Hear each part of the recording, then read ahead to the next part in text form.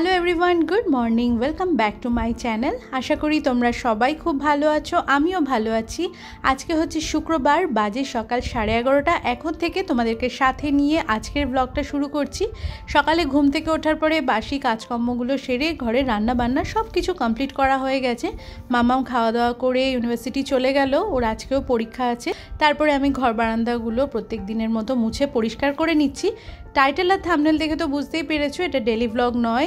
বাজার থেকে তো আমাদের প্রত্যেকের ঘরেই সবজিপাতিয়া এসে থাকে, তবে কিছু কিছু সবজি দেখবে এতটা পরিমাণে বেশি করে নিয়ে আসে, তখন সেইগুলোকে যদি ঠিকঠাক মতো সংরক্ষণ করতে না পারি 7 দিনের পরেই সেই সবজিগুলো কেমন যেন একটু নষ্ট মতো হয়ে যায়। তো কি উপায় করলে পরে সেই সবজিগুলো দীর্ঘ দিনের জন্য সতেজ থাকে, সেই নিয়েই আজকের ভিডিওটা হতে চলেছে। আশা করি তোমাদের প্রত্যেকের সাংসারিক জীবনে এই টিপসগুলো খুবই কাজে লাগবে। বাজার থেকে আলু আনার পরে বেশ কিছুদিন পরে দেখা যায় আলুর মধ্যে থেকে গাছ বেরিয়ে যাচ্ছে। তো তার থেকে বাঁচার উপায় কি? একটা আপেল আলুর বাস্কেটে নিয়ে রেখে দাও, দেখবে এই গাছ বেরোনোর থেকে অনেকটা বেশি রেহাই পাওয়া যায়। বেশ কিছুদিন ধরে যদি পেঁয়াজ বাস্কেটে করে রেখে দেওয়া থাকে তো ভিতরে ভিতরে পচে ওঠে। তো এর থেকে কিভাবে রেহাই পাওয়া যায়? আমাদের ঘরে যে নিউজ পেপার আসে, ছোট ছোট টুকরো টুকরো করে নিয়ে সেই নিউজ পেপার যদি দলা করে করে পেঁয়াজের বাস্কেটে বেশ কয়েক জায়গায় রেখে দেওয়া হয়, পেঁয়াজ কিন্তু অনেক দিন সতেজ থাকে। তবে আমরা অনেকেই কিন্তু আলু পেঁয়াজ একই ঝুড়ির মধ্যে রেখে দিই। এটা জেনে রাখা ভালো যে আলু পেঁয়াজ এক জায়গাতে থাকলে কিন্তু দুটোই পচে নষ্ট হয়ে যায়। আলু পেঁয়াজের বাস্কেট সব সময় আলাদা আলাদা করা উচিত। বাজার থেকে টমেটো আসলে 10-15 দিন তো এমনিতেই থেকে যায়। তারপরেও যদি বেশ কয়েকদিন আরও রাখতে লাগে, তাহলে টমেটোর মুখের গোড়া থেকে যে সবুজ অংশটা থাকে ওটা ছিঁড়ে ফেলে দিয়ে আঙুল দিয়ে সর্ষের তেল ওই মুখের গোড়াটাতে মাখিয়ে রেখে দাও। অবশ্যই এই সমস্ত রকম সবজিগুলোকে একটা কটনের ব্যাগের মধ্যে রাখা উচিত, না কোনো প্লাস্টিক, না কোনো সিনথেটিক কোনো জিনিস। তাহলে এই সমস্ত সবজিগুলো ওই কটন ব্যাগের মধ্যে দীর্ঘদিন ভালো থাকে।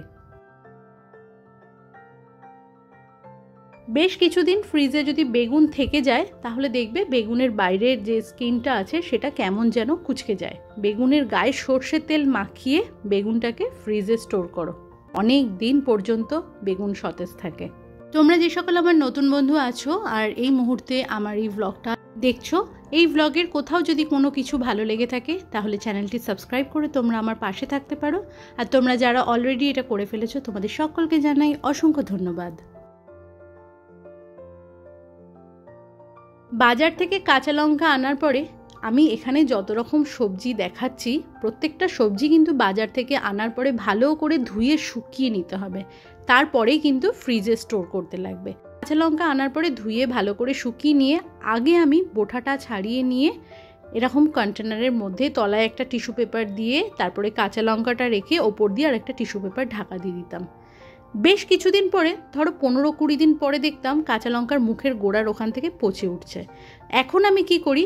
বোঁটা ছাড়াই না, ওই অবস্থাতেই কাঁচা লঙ্কা ধুয়ে শুকিয়ে নিয়ে এই রকমভাবে টিফিন বাটিতে রেখে দিই, অনেক দিন সতেজ থাকে।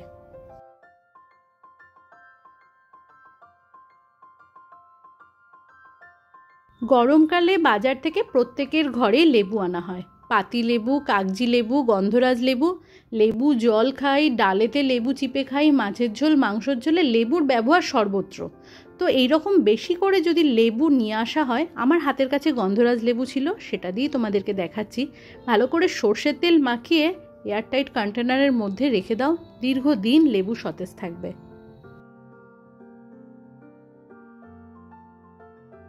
যা গরম পড়েছে, বাজার থেকে শশা আনার পরে এবেলাতে আনা হলো, ওবেলাতেই দেখা যায় শশার গাটা এরম কুঁচকে গেছে। তো সেই অবস্থাতে একটা কাচের বাটির মধ্যে করে কিছুটা বরফ দিয়ে শশা ডুবিয়ে রেখে দাও, ঘন্টাখানেক ডোবানো থাক, তারপরে শশা কাটো, একদম শশা সতেজ হয়ে যাবে। এরকমভাবে তোমরা শশা একটা কন্টেনারের মধ্যে জল দিয়ে বরফ দিয়ে শশা দিয়ে ফ্রিজে স্টোর করেও রাখতে পারো, বেশ কিছুদিন শশা এরকম অবস্থাতে সতেজ থাকে।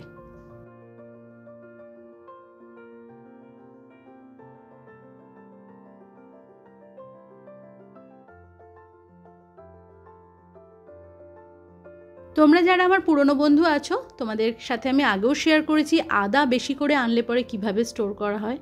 তো এখানে দেখো আদা এনে ভালো করে ধুয়ে শুকিয়ে নিয়ে ভিতরে যতটা যা ময়লা ছিল সমস্ত কিছু পরিষ্কার করে নিয়ে একটা এয়ারটাইট কন্টেনারে করে ডিপ ফ্রিজে রেখে দাও। দীর্ঘদিন আদা সতেজ থাকবে। এরকমভাবে আমি আদা কিন্তু 2-1 মাসের জন্য স্টোর করে থাকি। অবশ্যই আদার গায়ের খোসাটা কিন্তু ছাড়ানো যাবে না, খোসা সমেতই আদা রাখতে লাগবে। এটা পালং শাক কুচানো, বাজার থেকে 2 আঁটি পালং শাক এনেছিল। আমি পালং শাকের গোড়াটা কেটে নিয়ে ভালো করে আগে শুকিয়ে নিয়েছি, ধুইনি কিন্তু। তারপরে ভালো করে কুচিয়ে নিয়ে এরকম কাপড়ের মধ্যে মুড়ে তারপরে একটা প্লাস্টিকের মধ্যে করে বেঁধে নিয়ে ফ্রিজে রেখে দিয়েছি। দিন 10-15 এরকমভাবে পালং শাক সতেজ থাকবে। ধুলে পরে কিন্তু শাক পাতাগুলো নষ্ট হয়ে যায়, না ধুলে এরকম শুকনো অবস্থায় দীর্ঘদিন ভালো থাকে। আমার শেষের টিপসটা হচ্ছে রসুন সংক্রান্ত। রসুন দীর্ঘদিনের জন্য রাখার উপায় কি? বাজার থেকে রসুন আনার পরে হালকা একটু ঈষদ উষ্ণ জলে ভিজিয়ে রেখে দাও। তারপরে খোসা ছাড়িয়ে একটা এয়ারটাইট কন্টেনারে করে রেখে দাও। দিন 15-র জন্য এরকমভাবে ছাড়ানো অবস্থাতে রসুন সতেজ থাকে।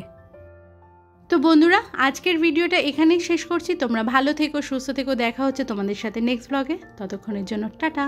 আর আজকের এই টিপসগুলো যদি তোমাদের কোথাও কোনো উপকারে আসে অবশ্যই কমেন্টের মাধ্যমে আমাকে জানিও।